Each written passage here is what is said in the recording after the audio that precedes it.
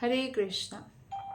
श्रीमद् भागवतम स्कंध 3 अध्याय 6 श्लोक नंबर 6।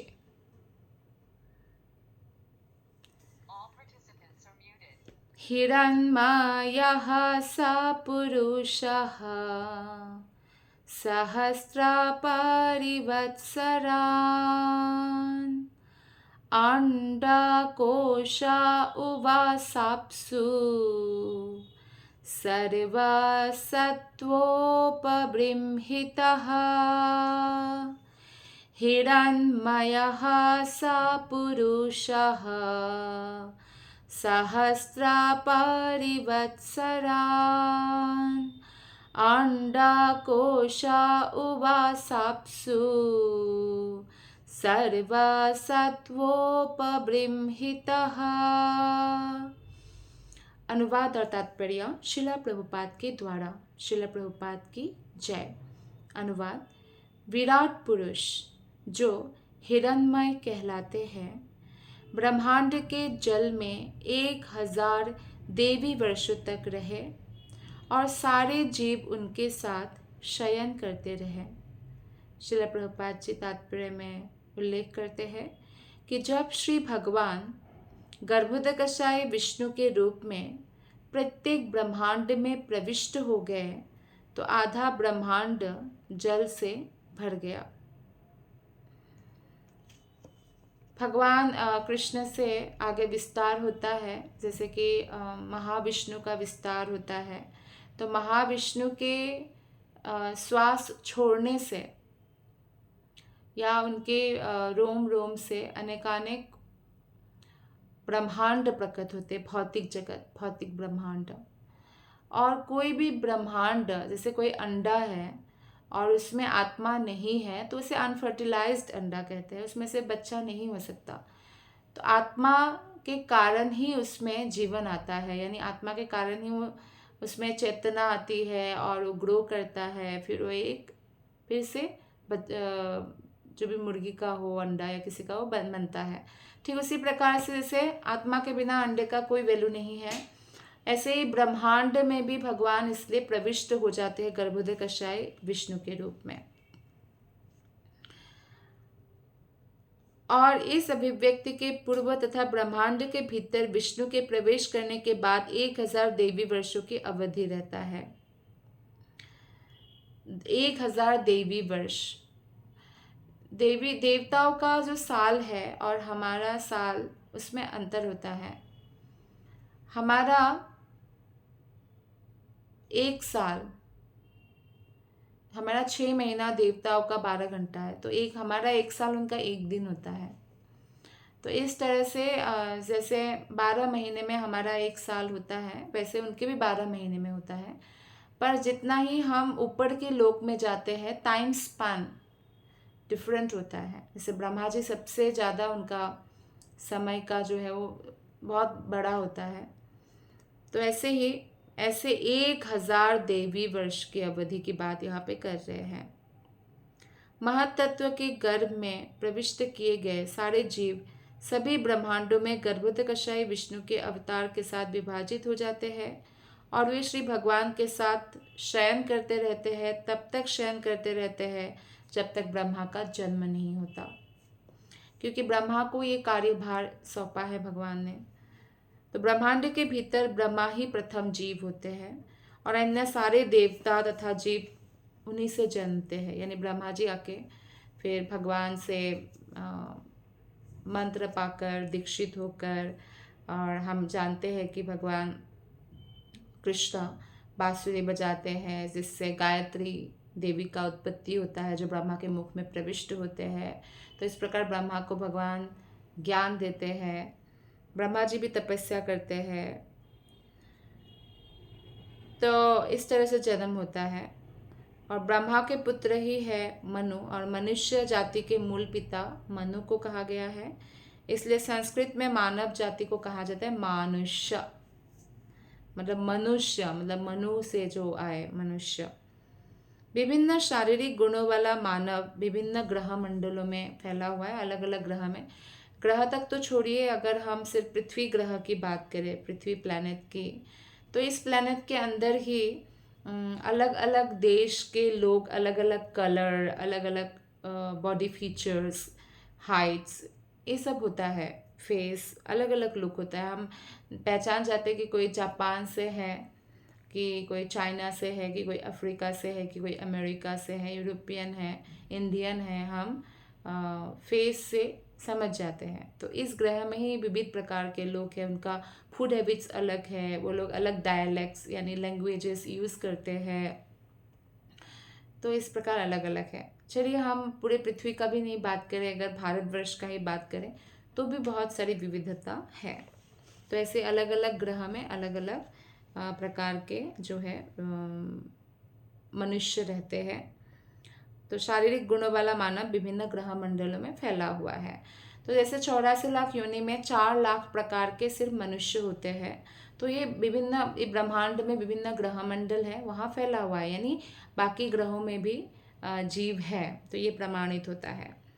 श्लोक नंबर 7।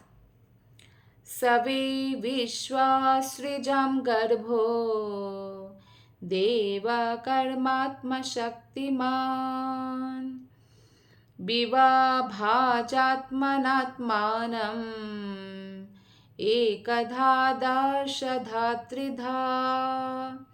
विराट रूप में महत्त्व की समग्र शक्ति ने स्वतः अपने को जीवों की चेतना, जीवन की क्रियाशीलता तथा आत्मा पहचान के रूप में विभाजित कर लिया, जो 1, 10 तथा 3 में क्रमशः उपविभाजित हो गए। तो चेतना, जीव या आत्मा का जो है चिन्ह क्या है कि किसी भी शरीर में कोई जिंदा है या मर गए, कैसे पता चलता है कि वो सांस ले रहे हैं, नहीं ले रहे हैं? तो चेतना ही उसका जो है चिन्ह है। आत्मा का अस्तित्व चेतना के रूप में व्यक्त होता है, जो ज्ञान शक्ति कहलाता है।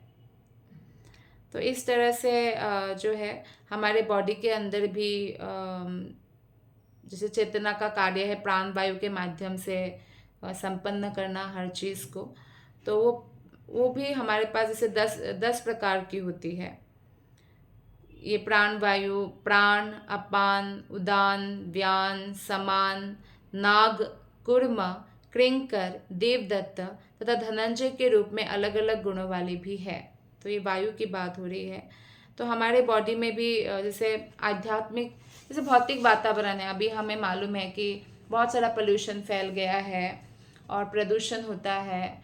तो जब पोल्यूशन होता है तो क्या होता है, हमें सांस लेने में भी, बहुत ज़्यादा पोल्यूशन हो तो सांस लेने में भी दिक्कत होती है। ठीक उसी प्रकार से हमारे शरीर में भी वायु है। वायु के बिना हम हाथ भी नहीं हिला सकते, ना हम आँखों का पलक झपक सकते हैं, कुछ भी मूवमेंट नहीं हो सकता है। आप सबको वो कथा मालूम होगा, जब हनुमान को वज्र से प्रहार किया था और हनुमान जी गिर गए थे। बच्चा था हनुमान, तो वो देखा सूर्य को तो वहाँ तक चले गए, उनको लगा कोई फल है। तो वो इतना पावरफुल थे, बचपन से ही है भी वो वायुपुत्र। तो उनको वज्र मारा गया तो वायुदेव बहुत क्रोधित हुए और सारा वायु मंडल से वायु खींच लिया। तो सब जीव जैसे थे वैसे ही स्थिर हो गए, कि वायु के बिना मूवमेंट पॉसिबल नहीं है, हमारे बॉडी के अंदर भी पॉसिबल नहीं है।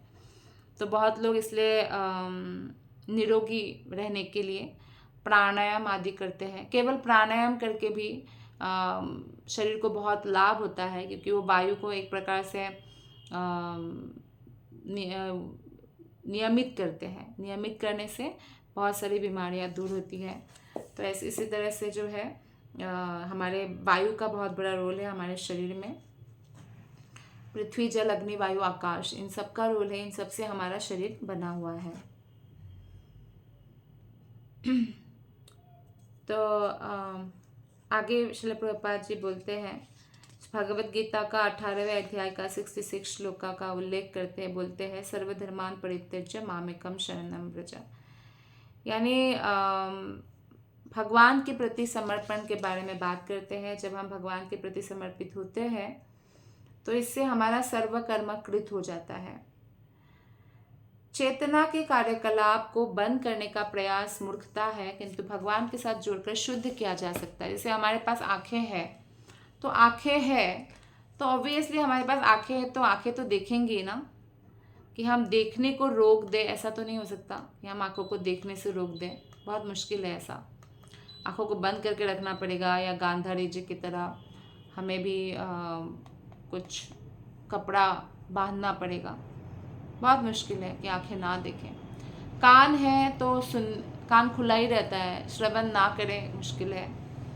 इसी तरह से जीभ है तो अच्छे स्वादिष्ट भोजन खाना चाहेगा वो, है ना, तो उसको ज़बरदस्ती कंट्रोल करना, नमक भी नहीं देना जैसे कि बहुत सारे योगी करते हैं, वो साधारण कलियुगी के लोगों के लिए बहुत मुश्किल है। और मन है तो भौतिक इच्छा आएंगी, भले ही कोई भी हो, भले ही उन्होंने पूरा समर्पण कर दिया हो और ध्यान योग ज्ञान योग का प्रैक्टिस कर रहे हो, लेकिन जब तक वो परफेक्शन नहीं आता, जबकि ज्ञान योग ध्यान योग के द्वारा परफेक्शन आना कलयुग के लोगों के लिए बहुत मुश्किल है, क्योंकि उनके अंदर बहुत भौतिक इच्छा है और इसीलिए वो कलयुग में जन्म लिया है। तो ये सब रोकना एक प्रकार से मुश्किल है और इसीलिए पतन होने का संभावना रहती है। बहुत एक एग्जाम्पल हम लोग दे सकते हैं विश्वामित्र मुनि का। तो उन्होंने 60,000 ईयर्स तक उस समय लोग जीते थे उतना, और बहुत सारे योगी अभी भी जी सकते हैं अगर वो उस प्रोसेस को फॉलो करें। लेकिन जी के क्या होगा अगर हम भक्ति नहीं करेंगे। तो विश्वामित्र मुनि ने भी 60,000 तक तपस्या किया था, फिर भी जैसे ही अप्सरा का झंकार सुना तो उनका मन उनके प्रति आकृष्ट हो गया। तो ऐसा हो सकता है। तो इसलिए भगवान कहते हैं कि सर्वधर्मान परित्यज्य मामेकम शरणम व्रज, सब धर्मों का परित्याग करो और मेरे पास आओ, भक्ति योग को अपनाओ। तो इससे पतन होने का संभावना कम रहता है, क्योंकि भक्ति योग सुसुखम है, अति सुखपूर्वक हम उसको पूरा कर सकते हैं नॉर्मल लाइफ में। भक्ति योगी लोगों को जंगल जाने की या कोई कठोर बहुत ज़्यादा तपस्या करने की ज़रूरत नहीं है। वो गृहस्थ हो चाहे कोई भी हो, भक्ति योग का पालन कर सकते हैं, खासकर कलयुग के लिए। इसलिए भक्ति योग से अच्छा कोई योग नहीं है किसी भी युग के लिए, लेकिन कलयुग के लोगों के लिए तो भक्ति योग चाहिए ही चाहिए। जितना आपका बुखार है उस हिसाब से आपको उतना 500 ग्राम है जो भी आपका उतना दवाई चाहिए तो क्या आपका बुखार कम हो जाए। तो कलयुग में हरिनाम के अलावा तो कोई और उपाय है भी नहीं। तो यहाँ पे 3 प्रकार के दुखों के बारे में भी बताते हैं, जैसे अधिदैविक, अधिभौतिक, आध्यात्मिक, है ना। तो अधिदैविक जो क्लेश होता है वो नेचुरल कैलामिटीज होता है, भूकंप आना, सुनामी आना, ये सब। और अधिभौतिक क्लेश जो होता है वो दूसरों के द्वारा दिया गया दुख होता है।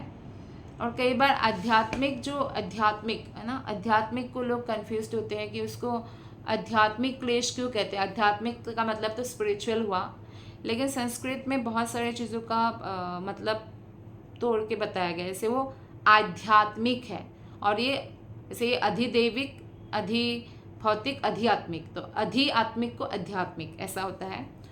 तो यानी जो अपने मन और अपने ही शरीर से उत्पन्न जो कष्ट है उसको बताया गया है। तो ये कष्ट अदरवाइज हमें भुगतना पड़ेगा क्योंकि भौतिक संसार है। श्लोक नंबर 8, एषा यशेष सत्वानाम् आत्मांशः परमात्मनः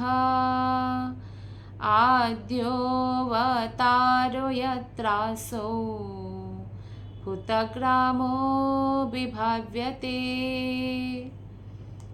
परम भगवान का विश्वरूप प्रथम अवतार तथा परमात्मा का स्वांश होता है।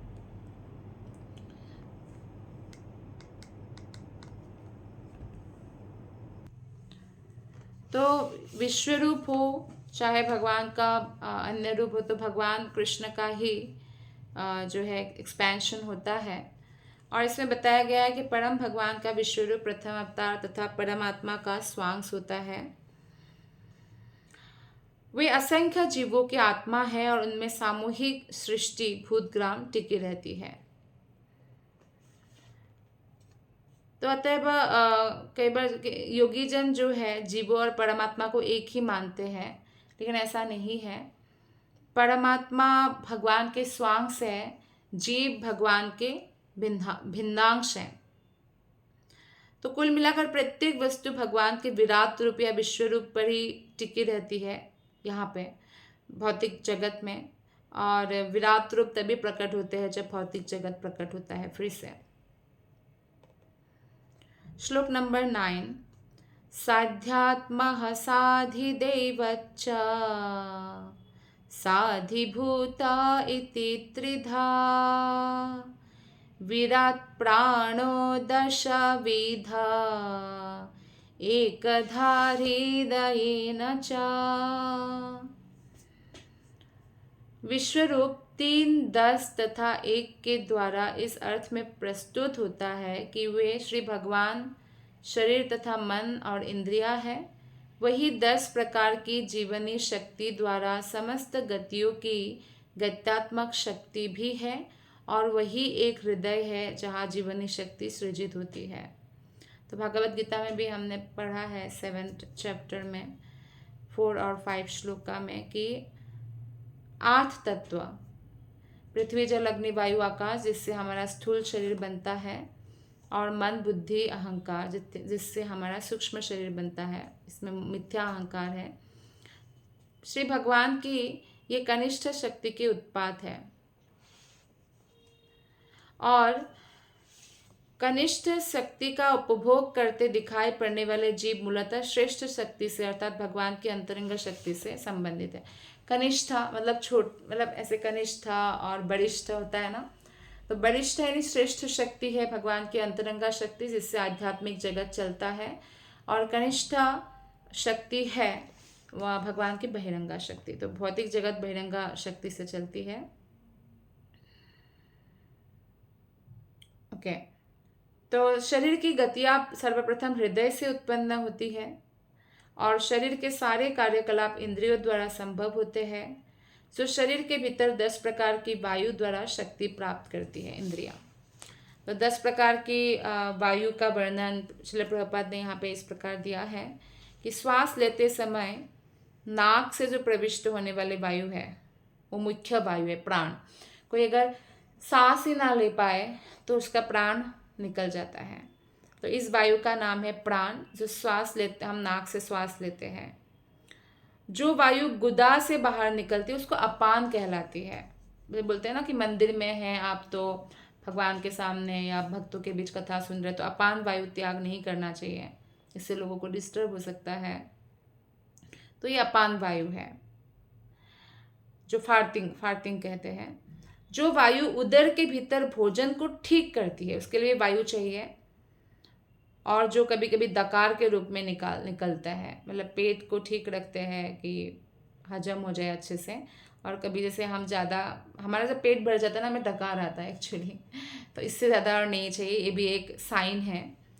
तो डकार आते ही व्यक्ति को समझ जाना चाहिए कि अब ज़्यादा और नहीं फिर डाइजेशन इश्यू हो जाएगा, इतना ही ज़रूरत है। और इसे भी कहा जाता है कि जितना धीरे धीरे हम खाते हैं भगवान के प्रसाद पाते हैं। भक्त तो भगवान के प्रसाद ही पाते हैं चाहे कुछ भी खाए वो, तो धीरे धीरे खाना चाहिए। इससे शरीर को भी अच्छा लगता है, शरीर जो है अच्छा निरोगी रहता है, और साथ में ब्रेन को भी सही टाइम पे पता चल जाता है कि कब पेट भर गया। नहीं तो कभी कभी क्या होता है बहुत फास्ट जब हम खाते हैं 5 मिनट में खा लिया और इतना खा लिया, भूख बहुत लगी थी, बाद में बहुत देर बाद पता चलता है कि बहुत ओवर ईटिंग कर लिया, बहुत ज़्यादा खा लिया क्योंकि हम बहुत फास्ट खाते हैं।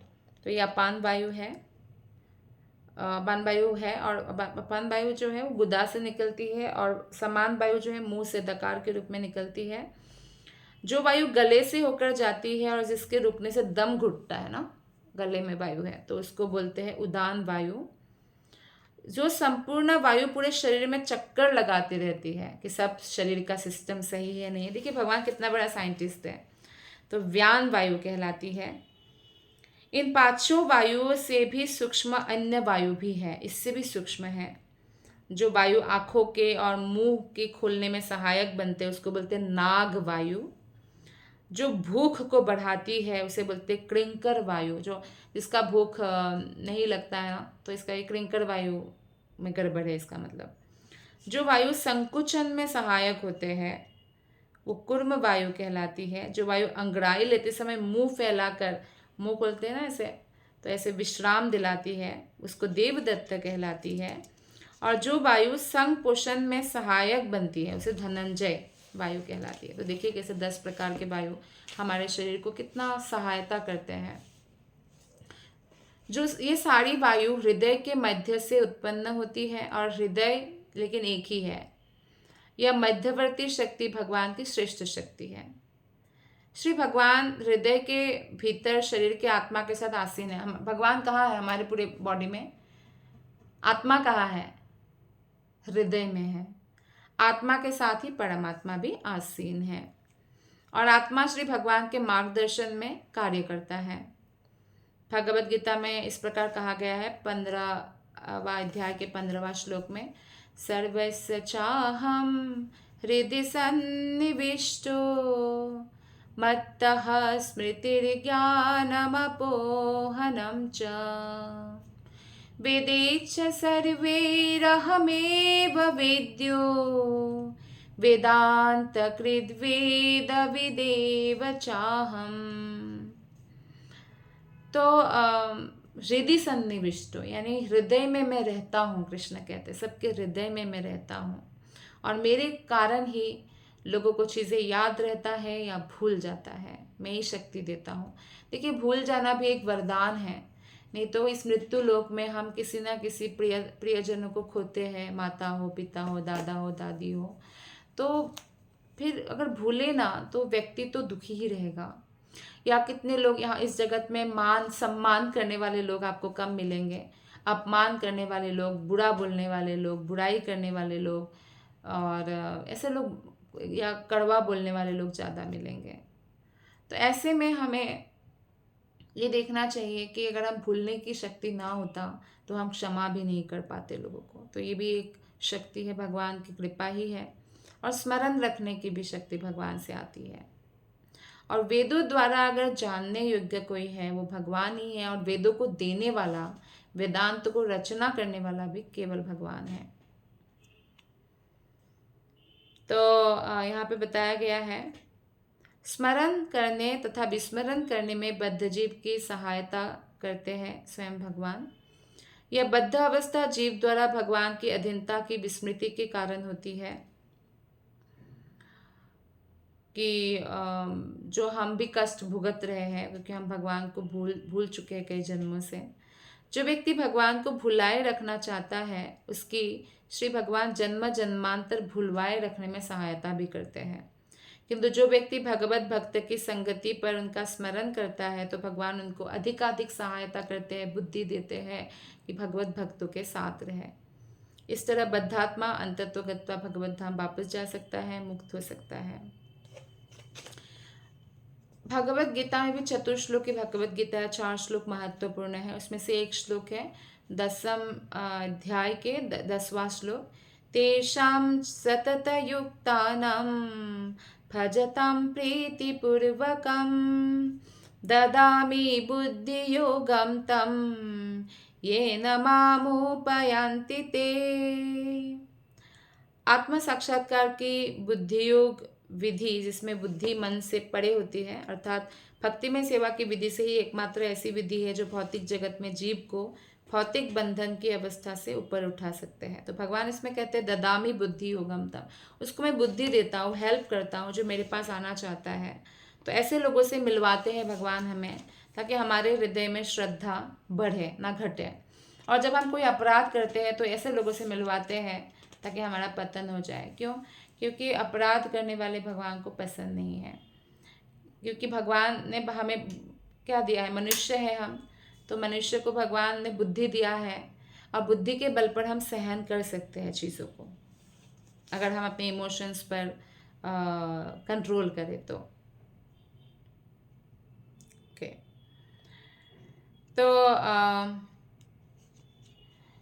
यहाँ पे श्वेतासूत्र उपनिषद का 4.6 श्लोक में बताया गया है कि 2 पक्षी जैसे एक वृक्ष पर बैठे हैं, एक पक्षी फल खा रहा है, दूसरा पक्षी फल नहीं खा रहा है, उसको देख रहा है साक्षी रूप में।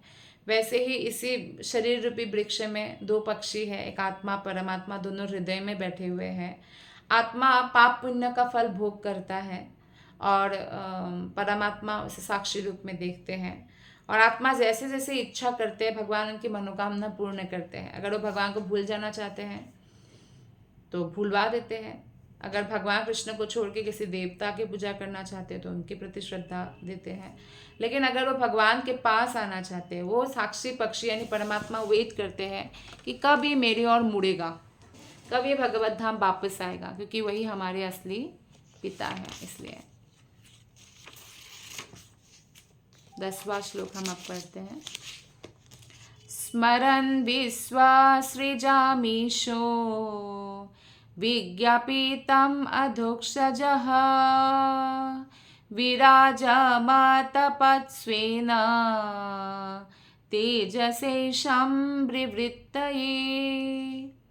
परम प्रभु इस विराट जगत की रचना का कार्यभार संभालने वाले समस्त देवताओं के परमात्मा हैं। इस तरह देवताओं के द्वारा प्रार्थना किए जाने पर उन्होंने मन में विचार किया और तब उनको समझाने हेतु अपना विराट रूप प्रकट किया। तो देवता लोग भगवान के प्रेयर्स कर रहे थे, इससे पहले हमें श्लोक में मिलता है। तो भगवान से प्रार्थना करते हैं कि हमें गाइड करें, हमें हम पर कृपा करें, हमें शक्ति प्रदान करें और आलोक प्रकाश प्रदान करें। तो भगवान उनको समझाने हेतु विराट रूप प्रकट करते हैं। निर्विशेषवादी लोग भगवान के विराट रूप के प्रति ज़्यादा आकर्षित होते हैं। वे सोचते हैं कि इस विराट अभिव्यक्ति के पीछे नियंत्रण काल्पनिक है, किंतु बुद्धिमान व्यक्ति को पता है कि विराट रूप के पीछे भी भगवान कृष्ण हैं।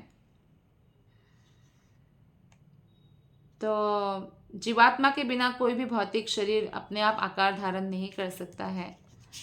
तो ये बात जो है, जो स्पेकुलेशन करते हैं, चिंतन करते हैं, मनोधर्म के अनुसार चलते हैं, वो नहीं समझ पाते।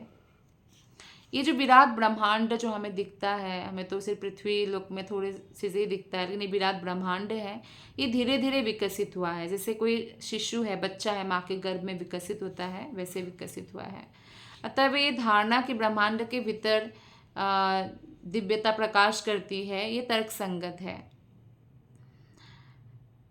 तो अल्पज्ञान के कारण कई बार जो मानसिक चिंतक होते हैं वो भगवान को शब्दों तथा मनों की सीमा में बांधना चाहते हैं। भगवान के जो सुंदर रूप है वो स्वीकार नहीं करते हैं, लेकिन उनका वो ज्ञान तो प्राप्त करते हैं। ऐसे वैदिक ज्ञान बहुत प्रकार के हैं, उन सब ज्ञान को प्राप्त करते हैं, पर भक्ति का ज्ञान नहीं होने के कारण उनका ज्ञान जो है अधूरा रह जाता है। तो कई बार प्रभुपाद इसमें उदाहरण देते हैं कि संसारी PhD वाले अपने सीमित इंद्रियों से सर्वोपरि विषय के में चिंतन कर पाने में बिल्कुल असमर्थ है। मानसिक चिंतन से कुछ काम नहीं हो सकता। ऐसे गर्वित PhD लोगों द्वारा किए गए प्रयत्नों की तुलना कूप मंडूक दर्शन से की जा सकती है। जब तक एक कुआं मेंढक को विशाल प्रशांत सागर की जानकारी दी गई तो प्रशांत महासागर की लंबाई चौड़ाई मापने या समझने के लिए फूल कर कुप्पा हो गया और अंत में फटकर मर गया।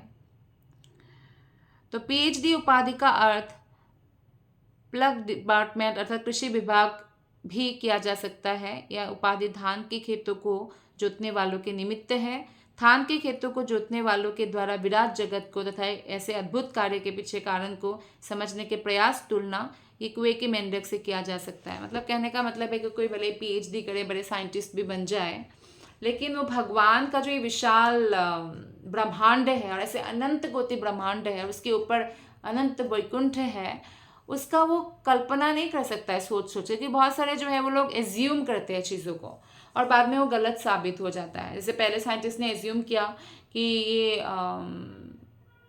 ये जो पेड़ पौधे हैं उसमें नहीं होता है, जीव नहीं होता है, ऐसा एज्यूम किया था। लेकिन जगदीश चंद्र बोस ने प्रूफ किया, हमारे शास्त्र में पहले से ही दिया गया है कि नहीं, इसमें जीवात्मा होता है, तभी ये ग्रो करता है। तो इस तरह से जो है कोई अगर शास्त्रों की बातों को ठुकरा कर सोचे कि मैं बड़ा PhD हूँ और मैंने बहुत रिसर्च किया है और मैं ये जानता हूँ और मानसिक चिंतन करता है, उसकी तुलना बहुत सुंदर उपमा देते हैं। प्रभुपाद कहते हैं कि जैसे एक कुएं का मेंढक है और उसको किसी ने बोला कि प्रशांत सागर महासागर इतना बड़ा है, तो वो कुएं में रहते हैं, सागर क्या नदी के बारे में भी उसको नहीं मालूम, तो वो अपने आप को फुलाना शुरू करते हैं और बाद में फट के मर जाते हैं। तो इसी तरह से हमारा शरीर ऐसे ही व्यर्थ चला जाएगा अगर हम शास्त्रों की उपेक्षा करते हैं, क्योंकि श्री भगवान केवल उसी व्यक्ति के समक्ष प्रकट होते हैं जो विनयशील होता है और उनकी दिव्य प्रेममय सेवा में लगा रहता है। ब्रह्मांड के कार्य व्यापार के तत्व अवयवों का नियंत्रण करने वाले देवताओं ने पथ प्रदर्शन के लिए भगवान से प्रार्थना की। देवता लोग भी भगवान से प्रार्थना करते हैं पथ प्रदर्शन के लिए, और मनुष्य लोग इतना धृष्टता करते हैं, इतना नास्तिक बनते हैं कि वो भगवान के इतनी बड़ी कृपा जो भगवान उनको उनकी धृष्टता को सहन करते हुए भी उनको माता की तरह पालन पोषण कर रहे हैं, उसके प्रति कोई भी थैंकफुल नहीं होते हैं, धन्यवाद नहीं प्रकट करते हैं। तो इसलिए देवताओं ने प्रार्थना की तो भगवान ने अपना विराट रूप प्रकट किया, जैसा कि अर्जुन के अनुरोध पर भी भगवान ने किया था, क्योंकि भगवान भक्त वत्सल है। तो इसी के साथ आज की कथा का हम समापन करते हैं। आप सबका बहुत बहुत धन्यवाद। हरे कृष्णा।